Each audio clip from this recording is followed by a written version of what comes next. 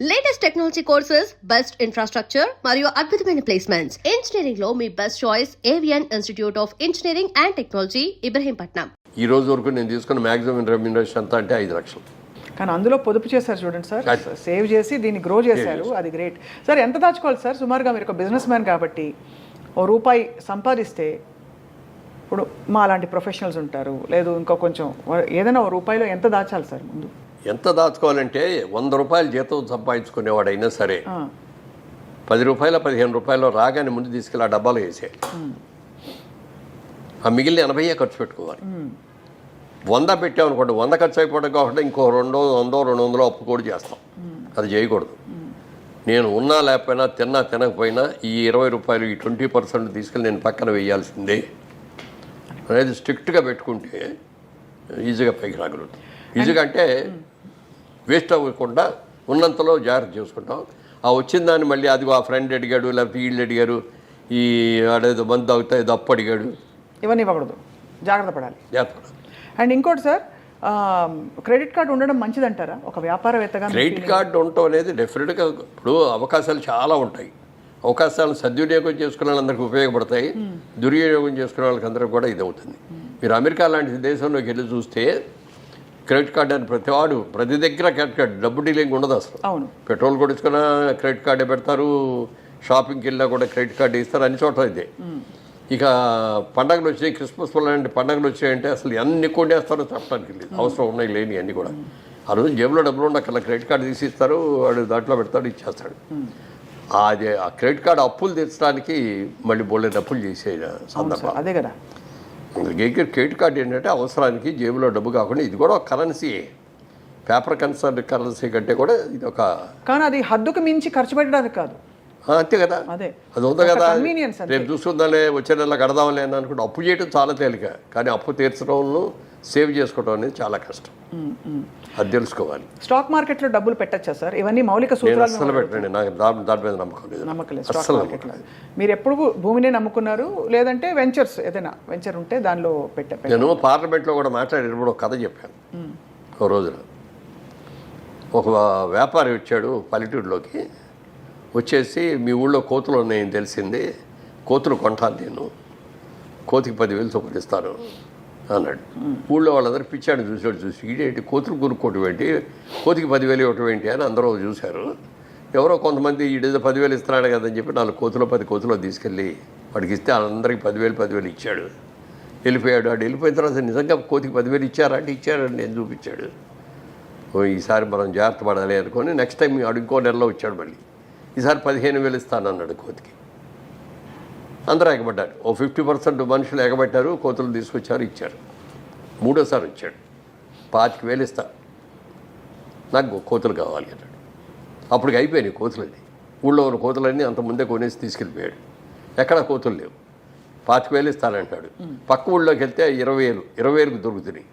అక్కడికి వెళ్ళి 20,000 కొనుక్కొని కోతులు తీసుకొచ్చేసి వీడికి అమ్మారు. అర్థమైంది సార్, అర్థమైంది కదా. ఆ 20,000కి అమ్మింది ఎవరంటే వీడే. అదే అందుకని అదే అర్థమైంది. మన దగ్గర 5,000కి 10,000కి కొన్న కోతుల్ని మనకి 20,000కి అమ్మాడు. అది ఎంత గోల్డెన్ ఇదే సార్ ఇది. అయితే ఇప్పుడు స్టాక్ మార్కెట్ కూడా అలాంటిదేనండి. ఏ రోజున ఏ రేట్లు ఎందుకు పెరుగుతున్నాయో తెలియదు, ఎందుకు పడిపోతున్నాయో తెలియదు. ఇది బ్రహ్మాండంగా ఉంది అని అందులో పెడతాం.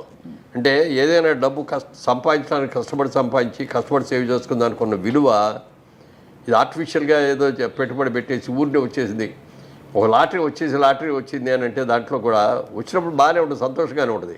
కానీ హార్డ్ ఎర్న్ మనీ అనే దానికి ఉన్న విలువ ఈజీ మనీకి ఉండదు. ఈజీ మనీ ఎలా వచ్చిందో అలాగే బాగుంది. హార్డ్ ఎర్న్ మనీ మనం జాగ్రత్తగా కాపాడుకుంటాం కదా సార్. అది. అండ్ ఫైనలీ సార్, రియల్ ఎస్టేట్లో డబ్బులు పెట్టాలంటే మీ సలహా ఏంటి సార్? చాలామంది ఇవాళ జయభేరి అనగానే one of the most trusted names. So మీ సలహా ఏంటి సార్? డెఫినెట్గా మంచిది. అలాంటి ఉద్యోగస్తులు ఎవరైనా సరే, ఇప్పుడు ఈ నా ఇంటర్వ్యూస్లో నేను చెప్పిన ఇట్లాంటి మాటలు అన్నీ కూడా విని చాలామంది ల్యాండ్ మీద ఇన్వెస్ట్ చేశారు. నేను ఎక్కడికో వెళ్తా అంటే, ఏమండి మీ ఇంటర్వ్యూ చూసామండి, మీరు చెప్పింది బాగుందండి, నేను కూడా ల్యాండ్ కొన్నానండి, ఏదో ఇన్ని స్థలాలు కొనుక్కున్నానండి, బాగా పెరిగినాయండి, డబల్ అయినాయండి, ట్రిపుల్ అయినాయండి అని చెప్పిన వాళ్ళు ఎంతోమంది ఉన్నారు. అందుకని నేను ఇంకోటి వ్యాపారం చేస్తూ మీరు భూమి కొనుక్కోండి అని నేను చెప్పలేను కదా. అవును, అర్థమైంది అదే. తర్వాత సేఫ్టీ ఇది. ఇప్పుడు ఏదైనా కొంటే, ఇప్పుడు వ్యాపారం చేసేవారు వ్యాపారంలో లాభం రావచ్చు, నష్టం రావచ్చు, కానీ భూమికి మీద నష్టం ఉండదు. అవును. పెరిగేదే తప్ప తరిగేది కాదు, పాడైపోయేది అంతకంటే కాదు. కాబట్టి అంటే కొనుక్కునేటప్పుడు లీగల్గా కరెక్ట్గా ఉన్నాయా లేదా, దానికి హద్దులు సరిగ్గా ఉన్నాయా లేదా అని చూసుకొని మనం కొనుక్కున్న దాన్ని ప్రొటెక్ట్ చేసుకోవాలి మనమే. ఇక్కడ హైదరాబాద్ లాంటి చోట మనం ప్రొటెక్ట్ చేసుకోకపోతే ఎవడో ఒకటి వచ్చి అక్కడ ఇల్లు కట్టేస్తాడు. మాకు ఇదిగో ఈ ప్రాజెక్టులోనే ఒకటి జరిగింది అట్లాగే. ఇక్కడ స్థలం అమ్మే ఒకటి, అంటే మామూలుగా వాస్తు ఎక్కువ చూస్తాం మనం. ఒకటి వాస్తుగా లేని సైట్లు కొన్ని ఉంటాయి, వీధి సోలన్ అయ్యాయి. అవి జనరల్గా ముస్లిమ్స్ కోరుకుంటారు, వాళ్ళకి వాస్తు మీద నమ్మకం ఉండదు. అంతే, కొంచెం తక్కువ ఇస్తాం కూడా రేటు. అందుకని అట్లాంటివన్నీ వాళ్ళు కొనుక్కున్నారు. ఒక మిలిటరీ ఆఫీసర్, ఒక ఆయన రిటైర్డ్ మిలిటరీ ఆఫీసర్ నా దగ్గరకు వచ్చి, ఇలా నేను నా డబ్బు ఇదండి, రిటైర్మెంట్లో నాకు వచ్చిన డబ్బు, దీన్ని ఎక్కడో చోట ఇన్వెస్ట్ చేయాలి, మంచి వాళ్ళు ఎవరి దగ్గర చేయాలని చెప్తే మీ పేరు చెప్పారండి అని చెప్పి వచ్చి ఇస్తే ఇన్వెస్ట్ చేసి సైట్ ఇచ్చాం. కొనుక్కున్నాడు. సంవత్సరానికి ఒకసారి వచ్చి కనపడి ఇక్కడికి వచ్చి ఏమండి అని సైట్ చూసుకొని వచ్చేవాడు. కూర్చొని కాసేపు కాఫీ కదా వెళ్ళిపోతా ఉండేవాడు. ఓ రోజున వచ్చి, ఏమంటే నా స్థలంలో ఎవడో ఇల్లు కట్టేశాడండి అన్నాడు వచ్చి. మీ స్థలంలో ఎవడో ఇల్లు కట్టడం ఏంటంటే అని వెళ్ళి చూస్తే నిజంగానే ఆయన స్థలంలో ఇల్లు కట్టేశాడు. ఎవర్రా నువ్వు అని అడిగితే, నాదేనండి, నేను కొనుక్కున్న సైట్ కదా అన్నాడు. ముస్లిం అన్న అతను. నీ సైట్ పక్కది కదా, ఇది కాదు కదా అంటే, ఏమనండి ఇదే అనుకున్నానండి నేను అన్నాడు. మరి ఎట్లా ఇప్పుడు నన్ను నా సైట్ తీసుకోమనండి అన్నాడు. నీ సైట్ వాస్తుకి ఎకనిస్టు ఆడు తీసుకోడు అయినా, నువ్వు కొనుక్కో ఇప్పుడు ఆ స్థలం అన్న. అంటే నా దగ్గర డబ్బులు ఉన్న డబ్బులు అని పెట్టి ఇల్లు కట్టారని నా దగ్గర డబ్బులు ఏం చేయాలి? వెంటనే ఇంకో ప్లేట్ ఎవరో అమ్మేవాళ్ళు ఉన్నారో చూసి ఆ సైట్ మేము కొని ఆ సైట్ ఆయనకి ఇచ్చాం. ఇవ్వగా ఆయన ఎంత ఆనందపడిపోయాడంటే, ఎంతమంది దగ్గరికి వెళ్ళి చెప్పాడు ఇది చెప్పడానికి. ఆ పాజిటివ్ న్యూస్ని స్ప్రెడ్ చేస్తే వీళ్ళ దగ్గరికి వెళ్తే నమ్మకం, గ్యారంటీ అనేదాన్ని. ఇప్పుడు ఊరిని బిల్డప్ పోదండి, నేమ్ బ్యానర్ నేమ్ రావటం, మంచి సినిమాలు తీస్తే బ్యానర్కి మంచి పేరు వస్తుంది, వ్యాపారం కరెక్ట్గా చేస్తే ఆ వ్యాపార సంస్థకి మంచి పేరు వస్తుంది. అట్లా నిజాయితీగా ఉన్నారు. ఒక్కొక్కసారి మనకు నష్టం వస్తుంది, వచ్చినా కూడా మన కస్టమర్ని ఎప్పుడు కూడా చేయకూడదు. మేము మొట్టమొదట వ్యాపారాన్ని మొదలుపెట్టినప్పుడు ఇట్లా గాజు అద్దం ఉండేది, దాని కింద ఒక కాగితం పెట్టుకున్నాం, customer is our God, customer is our pay master, customer is always right అని పెట్టుకున్నాం. అందుకని కస్టమర్ ఎవరు వచ్చినా చాలా గౌరవంగా చూస్తాను, చాలా గౌరవంగా మాట్లాడతాను. మనకి వాళ్ళ ఆనందం ఏంటంటే ఈ కస్టమర్లు రాబట్టే కదా మనకి అనేదో ఒక ఫీలింగ్. తర్వాత కస్టమర్ ఈజ్ ఆల్వేస్ రైట్ అని పెట్టుకుంటాం. మన దగ్గరికి వచ్చి ఏదో కూడా అతను ఏదో బాధిస్తాడు, నీది వాడేది తప్పు, ఇది నేను చెప్తున్నాను, నేను నా ఎక్స్పీరియన్స్ అని నేను అనకూడదు. అవునండి మీరు చెప్పింది కరెక్టేనండి, కానీ నాది చిన్న సలహా అండి అని మనం అట్లా వెళ్ళాలి తప్ప అసలు తప్పని అనకూడదు ఎప్పుడు కూడా. కస్టమర్ ఆయన పాయింట్ ఆఫ్ వ్యూలోకి మనం వెళ్ళాలి. అవును సార్, మీ గొప్పతనం అది. ఎందుకంటే వాళ్ళకి చాలా దాచుకుని వాళ్ళు ఎంతో కష్టపడి అందులో పెట్టుంటారు. ఎంత కష్టపడి రూపాయలు ఇప్పుడు ఉద్యోగం చేసే వాళ్ళకి ఎంత వస్తుందండి? ఇప్పుడు అక్కడ దాకా ఎందుకు, సినిమా ఇండస్ట్రీలో కోట్లు సంపాదించిన వాళ్ళు పెద్ద పెద్ద యాక్టర్లు ఉన్నారు.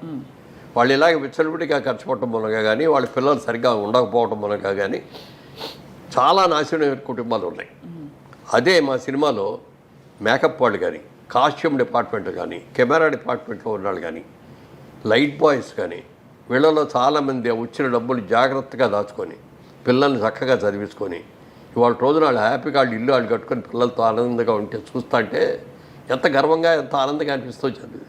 Correct sir. వాళ్ళ ఇళ్ళలో లేదు పెళ్ళి అని పిలిస్తే కూడా కాబట్టి తప్పనిసరిగా నేను వెళ్తూ ఉంటాను. అది ఆ ఫ్యామిలీ బాండేజ్ అనేది ఒకటి ఉండాలి. మనం ఖర్చు పెట్టే రూపాయి ఎలా ఖర్చు పెడుతున్నాం, దేనికి ఖర్చు పెడుతున్నాం, ఫ్యూచర్లో మనకి ఏం అవసరాలు ఉంటాయి, మన పిల్లల చదువులకి మనం ఎంత ఖర్చు పెట్టాల్సి వస్తుంది, అవును సార్, వాళ్ళ పెళ్ళిళ్ళకి ఎంత ఖర్చు పెట్టాల్సి వస్తుంది, ఇవన్నీ ఆలోచించుకొని ఖర్చు పెట్టాలి తప్ప ఇవాళ వచ్చి రోజు ఇలా వస్తుందని అనుకోకూడదండి. కానీ ఇవాళ ఉన్నాం, ఈ సంపాదన వస్తుంది. మరి ఇదో అన్ని సినిమాలు తీసా, వాళ్ళ సినిమా తీయాలంటే తీయలేకపోతున్నా. ఎందుకు తీయలేకపోతున్నా అంటే ట్రాక్ తప్పాను, మళ్ళీ ట్రాక్ ఎక్కాలి. ట్రాక్ ఎక్కిన తర్వాత మనం సినిమా దిగిపోయి ఎవరేమనరు మనని. సినిమా సరిగ్గా దిగిపోతే మాత్రం తిడతారు, కొడతారు కూడా. Correct sir, perfect. అవును, ఎంత రిస్క్ తీసుకోవాలో అంతే తీసుకుని. సరే, అది ఇంకొక మంచి పాయింట్ అండి. బిజినెస్ మ్యాన్గా మీరు తీసిన 25 సినిమాల్లో సినిమా కథ నాకొక్కడికి నచ్చితే కొనేవాడిని కాదు. నేను, మా బ్రదరు, మా అబ్బాయి, ప్లస్ మాకు ప్రభాకర్ రెడ్డి గారు, గిరిబాబు గారు, సత్యనారాయణ గారు, మా ఎడిటరు, మా కెమెరామెన్, మేమందరం కలిసి ఒక 10 మంది గ్రూప్ ఉంది మాది. ఆ 10 మంది కూర్చొని కథ ఉంటాం. 10 మంది నచ్చిందంటే తీసుకుంటాం. 5గురు నచ్చి 5 నచ్చలేదన్నా, లేకపోతే 7గురికి నచ్చి 3గురికి నచ్చలేదన్నా కూడా దాన్ని వదిలేస్తాం. అలా కొన్ని కథలు నచ్చి ఈ సినిమా బాగుంటుంది, ఈ సక్సెస్ అవుద్ది అనుకున్న సినిమాలో నా క్యారెక్టర్ లేకపోయినా కూడా కొన్నా తీసా. అలాగే ఈ క్యారెక్టర్ బ్రహ్మాండంగా ఉంది, నాకు బాగా పేరు వస్తుంది అని అన్న కానీ రిస్క్ ఉందండి, ఇది బిజినెస్ అవుద్దో లేదో అని కనుక అంటే దాని మొదటి చేయడు. నన్ను నేను ప్రమోట్ చేయడానికి కాదు కదా సినిమా తీసేది. అవును, సినిమా టికెట్ కొట్టి సినిమా చూడటానికి వచ్చినాడు, వాడు హ్యాపీగా ఫీల్ అవ్వాలి, సెంటిమెంట్గా ఫీల్ అవ్వాలి. అవును, అంతేకాని వ్యాపారం నా కోసం నా ఇది ప్రజ్ఞ చూపించాలి, నా నటన చూపించాలి అని చెప్పి నేను సినిమా దిగిన. నేను యాక్ట్ చేయకుండా చేసి నీ కూడా 25లో 5, 6 సినిమాలు నేను లేను అందులో. ఓన్ ప్రొడక్షన్ అంటే వేషం వేయకుండా ఉంటారు కదా, ఉండరు మామూలుగా. అవును, కరెక్ట్. అతడిలో నేను లేదు కదా. అవునవును. కానీ మీరు అంటే ఆల్రెడీ మీరు మీ వెలిగారు అండ్ మీకు ఈ బిజినెస్ దృక్పథం ఉండడం వల్ల మిమ్మల్ని ఏదో ఒకటి ఆక్యుపై చేస్తూ వచ్చింది. అంటే ఇది కాకపోతే ఇది కాకపోతే ఇది అన్నట్టు. అందుకని నేను నాకేది ఇది కావాలని కోరుకోలేదండి. అంటే కోరుకోలేదంటే దానికోసం పెట్టబడలా. అవకాశాలు నాకు వెతుక్కుంటూ వచ్చినాయి. చాలా వచ్చిన అవకాశాలను సద్వినియోగం చేసుకున్నాను. And for more videos, Please subscribe to iDream. Please subscribe to iDream. Please subscribe iDream. And please subscribe to iDream. For more videos, subscribe to iDream. please like, share and subscribe to the channel. Congratulations, iDream. Subscribe to iDream. Subscribe to iDream. So subscribe to iDream Media. iDream ki iDream team andarki huge congratulations. Please subscribe iDream Media. Please subscribe to iDream. Subscribe iDream. Please subscribe to iDream. iDream అంటే నా కళల channel subscribe చేసుకున్న నోరు తిరుగుతలేదు, మీరైతే గంట గుర్తు కొట్టండి. For more such videos, please subscribe to iDream. Subscribe to iDream. Please subscribe to iDream. Please subscribe iDream Media. Please do subscribe to iDream. Please subscribe to iDream Media. For best entertainment and information, please subscribe iDream. And don't forget to subscribe to iDream.